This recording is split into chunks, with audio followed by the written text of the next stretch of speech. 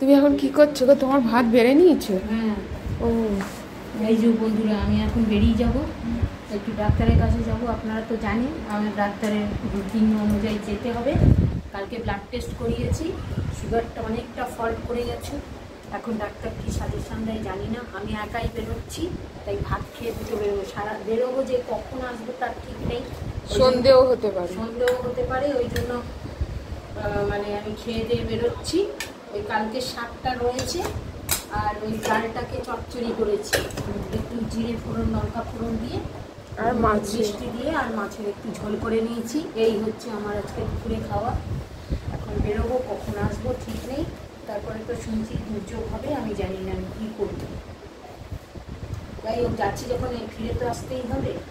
দেখি তুমি রাস্তায় বসতে আসছি, অটোই টটোই করে বেরিয়ে আসছি। হ্যাঁ, অসুবিধা তো কিছুই নেই, এখান দিয়ে অটোই চলে বেরিয়ে যায়। খালি ওইখানে যেতেই যা একটু দিয়ে তবে এখন পুজোর সময় তো এখন একটু ভিড়ও কম হবে, দেখবে। হতে পারে, জানি না, এটা আশঙ্কা করছি।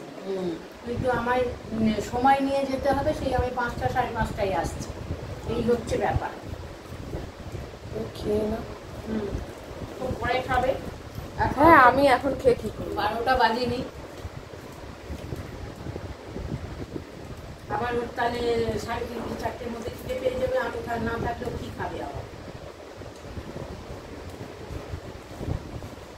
ঠিক আছে, চলো তাহলে। তাহলে রাখছি। সবাই সুস্থ থাকবেন, ভালো থাকবেন সবাই।